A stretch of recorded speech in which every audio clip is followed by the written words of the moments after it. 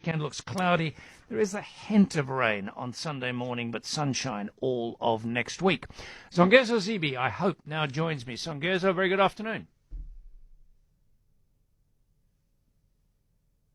Good afternoon, Mike. Sorry about our technical issues here. My apologies. I hope you heard my introduction. Now, I have many serious issues to put to you in terms of confronting, in a real world, in a practical world, what is the best way to get an outcome?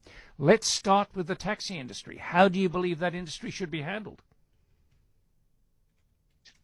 The taxi industry, that is. Yes. I thought you said the tax industry. Mike, some of what we talk about as Rise Mzansi with people in communities, whether it is peri-urban, informal communities, informal settlements, townships and villages, is how we change our understanding of things. And I think what we need to do in respect of the taxi industry is to change our understanding of public transport. Taxis are privately owned, Mike. They're not public transport. They're privately owned, but they provide a service to an underserviced public. And once you get over that definition, people understand that we should have a state that is capable, that can provide these services at an affordable rate to citizens. And that's a way of dealing with the taxi industry, because to the extent that you are going to have a taxi industry, it's got to be sufficiently competitive in terms of service, in terms of price to what the state has got to offer. But the state has got to have an offering. Now, I know that the taxi guys are quite rough. We don't want to talk about this. They're rough. They commit violence and so on when they face competition. But that is where the rule of law and the importance of a strong state comes in. So you would argue the rule of law should be applied to the taxi industry, or should it be negotiated in some way? No, it should be applied to the taxi industry. There should be a conversation with the taxi industry in terms of how the rule of law is going to be applied. I don't believe, because remember, the taxi industry has been in existence for decades. It has operated largely outside the normal statutes that every other business operates in. To that extent, you need a conversation. But we must be absolutely clear, and that's one of the things we fail to do. We must be absolutely clear that the rule of law is supreme, and everybody must obey the law. Obviously, we must work with the conditions with which we are dealing with right now, and the taxi industry is the biggest provider of public transport. But it's really, really important to ingrain in people's minds that ultimately the state acts for everyone. And the state is not just government, it's parliament, it's municipalities and so on, act on behalf of everyone.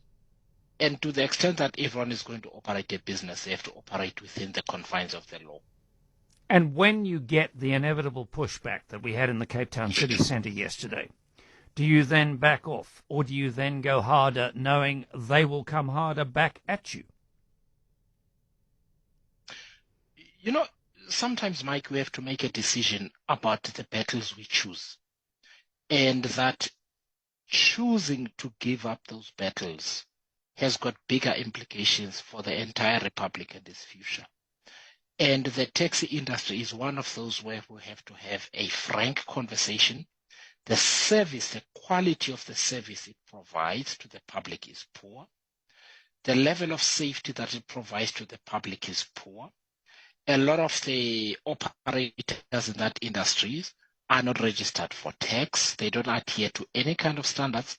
And anybody wants to operate a taxi, minibus or a cab has got to adhere to a level of minimum standards. If we don't adhere to that, Mike, then you don't have a state and you don't need to have a state. So this is one of the battles that we must choose to have. The most important thing up front is dialogue.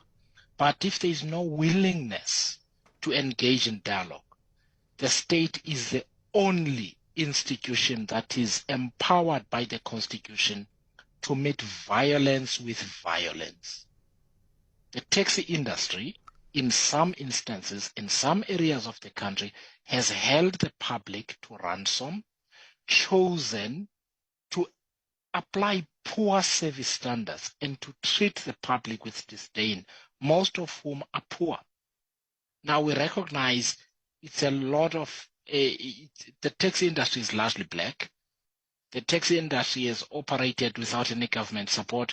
We must create an environment in which the taxi industry can apply the proper standards and so on. But ultimately, if we don't have a situation where there are rules and standards, we have to choose the safety of the public and the well-being of the public first.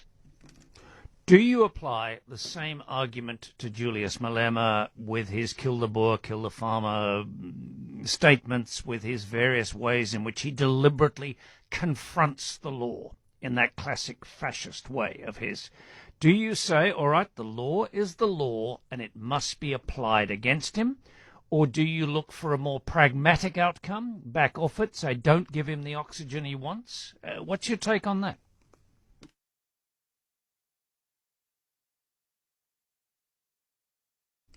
Songezo, are you still with me? Seem to have lost him again. It's been a faulty line. My apologies for that. That's an important issue that I would like him. Yes, Songezo. Mike, can you hear me? I can now. Sorry, we've got real problems with our line, Songezo. Okay, your take on Julius Malema.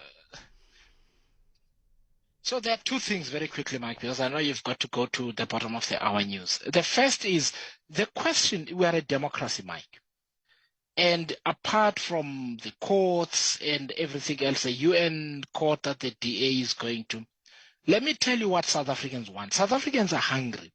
South Africans are insecure. There's lots of crime in communities.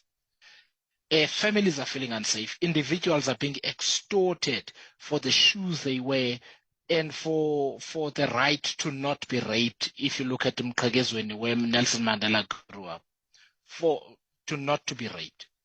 If I have an audience, a national audience, and a national stage, such as Julius Malema had on a Saturday, and you have to choose what message you want to send to South Africans, it has to be a message of unity. It has to be a message of working together.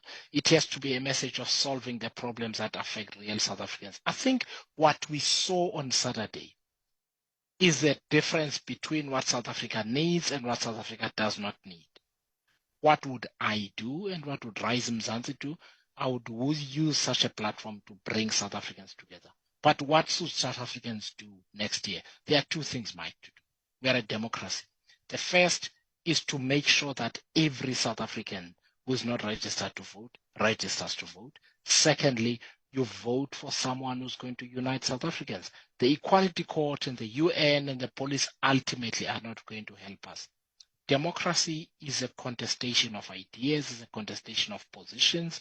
We must make sure as South Africans that we put front and center people who are going to unite South Africans to deal with our many problems. And Julius Malema clearly has made his choice, and I think the majority of South Africans want something different and better. So reading between the lines there, would say you wouldn't back legal challenges or trying to drag him to court over that. You would say point out where his priorities are and they're in the wrong place. Absolutely not. One of the things we have come to accept in South Africa is that the courts can solve political problems. Mike, every Cape Talk listener must know, if you know anyone who's not voting, who's not registered to vote, get them to register, get them to vote the right way. The political conversation is everybody's business. Ultimately, it is not the courts that are going to solve these problems for us. It is the choices millions of South Africans make. We can't sit at home. We can't rely on the courts.